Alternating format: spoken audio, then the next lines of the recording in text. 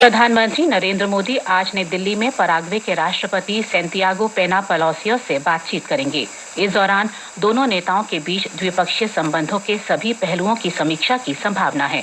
Paraguay के राष्ट्रपति आज से भारत की 3 दिन की राजकीय यात्रा पर हैं। उनके साथ मंत्रियों, वरिष्ठ अधिकारियों और व्यापार प्रतिनिधियों सहित उच्च शिष्टमंडल भी है।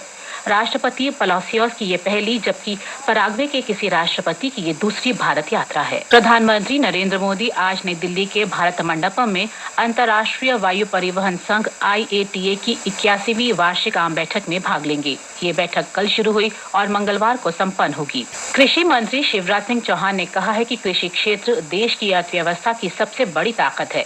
कल नई दिल्ली में पंडित दीनदयाल उपाध्याय के एकात्म मानववाद व्याख्यान के 60 वर्ष पूर्ण होने पर राष्ट्रीय स्मृति संगोष्ठी में श्री चौहान ने ग्रामीण क्षेत्र में गरीबी कम होने और देश में लोगों के जीवन स्तर में सकारात्मक परिवर्तन का जिक्र किया। श्री चौहान ने कहा कि हाल में धान की 2 नई किस्में विकसित की गई हैं, जिनसे उपज में 30% की वृद्धि होगी। इन किस्मों में पानी की 20% कम आवश्यकता होगी और ये 20 दिन पहले ही पक जाएंगी। केंद्र शासित प्रदेश लद्दाख के करगिल में कृषि विज्ञान केंद्र करगिल 1 ने कृषि और संबद्ध विभागों के सहयोग से लगातार तीसरे दिन विकसित कृषि संकल्प अभियान के तहत अभियान चलाया। ये पहल विकसित भारत 2047 के राष्ट्रीय मिशन का हिस्सा है। गृह मंत्री अमित शाह ने पश्चिम बंगाल में तृणमूल कांग्रेस सरकार की कड़ी आलोचना की है। उन्होंने कहा कि भारतीय जनता पार्टी का लक्ष्य राज्य में 2026 के विधानसभा चुनाव में अपनी सरकार बनाना है। गृह मंत्री ने राज्य की कानून व्यवस्था की स्थिति पर भी चिंता व्यक्त की।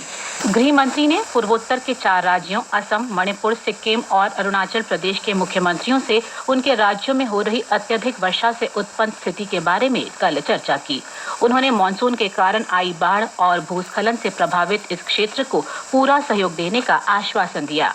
इस बीच मौसम विभाग ने आज असम, मेघालय, नागालैंड और मणिपुर में कई स्थानों पर मूसलाधार वर्षा होने का अनुमान व्यक्त किया है। अरुणाचल प्रदेश, केरल, माहे, पश्चिम बंगाल के तराई क्षेत्र, सिक्किम और उत्तराखंड में भी आज तेज वर्षा हो। हरियाणा, चंडीगढ़, मध्य प्रदेश, पंजाब और उत्तराखंड में बृहस्पतिवार तक गरज के साथ मध्यम वर्षा होने का अनुमान है।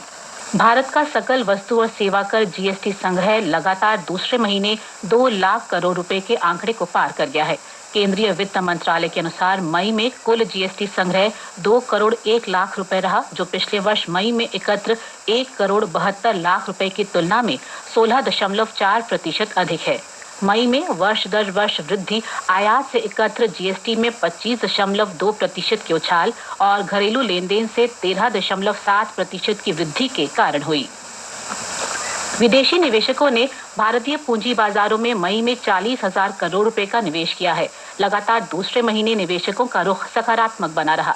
आंकड़ों के अनुसार विदेशी पोर्टफोलियो निवेश से भारतीय शेयर बाजार में 19,860 करोड़ रुपए और ऋण बाजार में 19,615 करोड़ रुपए का निवेश हुआ है। यूक्रेन ने कल रूस के 5 हवाई ठिकानों मरमंस्क, इरकुत्स्क, इवानोवा, रियाजान और अमूर पर जबरदस्त ड्रोन हमले किए। रूस के रक्षा मंत्रालय ने इन हमलों की पुष्टि करते हुए कहा है कि कई विमानों में आग लग गई, लेकिन किसी के हताहत होने की खबर नहीं है। हालांकि यूक्रेन ने कहा है कि 11 महीनों के इस अभियान में उसकी सुरक्षा सेवा SBU ने परमाणु हथियार ले जाने में सक्षम Tu-95 और Tu-22 बम वर्षकों सहित लगभग 40 विमान नष्ट कर दिए। चंडीगढ़ में लोग ऑपरेशन सिंदूर के नायकों और पहलगाम में बर्बर आतंकी हमले में मारे गए निर्दोष लोगों की याद और कृतज्ञता में एकजुट हुए। कल शाम चंडीगढ़ में लोगों, शहीदों के परिवारों और अन्य लोगों ने सिंदूर का संदेश न भूलेंगे न माफ करेंगे शीर्षक से श्रद्धांजलि सभा का आयोजन करके राष्ट्रीय एकजुटता की शांतिपूर्ण अभिव्यक्ति की। सरकार के अंतराल के बाद नाथूला के रास्ते कैलाश मानसरोवर यात्रा फिरने के लिए तैयार है। तीर्थयात्रियों का पहला जत्था 15 जून को गंगटोक पहुंचेगा।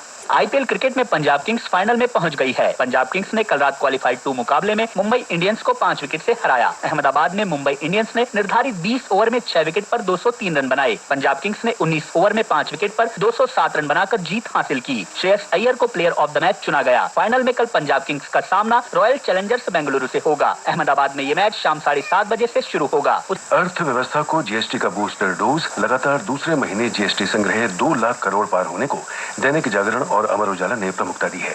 जनसत्ता का कहना है, महंगाई के 4% के लक्ष्य से नीचे बने रहने के कारण भारतीय रिजर्व बैंक लगातार तीसरी बार ब्याज दरों में 0.25% की कटौती कर सकता है।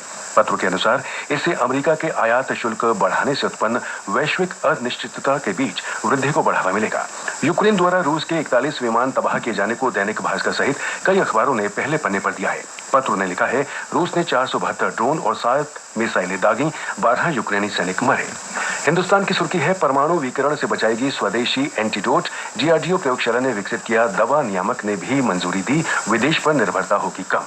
राजस्थान पत्रिका ने सराहनीय पहल शीर्षक से लिखा है, तमिलनाडु में आंगनबाड़ी की शिक्षिका जैलानी ने मोबाइल की लत से उबार कर लौटाया कई मासूमों का बचपन। गायन शैली में समझाती हैं पाठ, अभिभावकों के चेहरे भी खिले।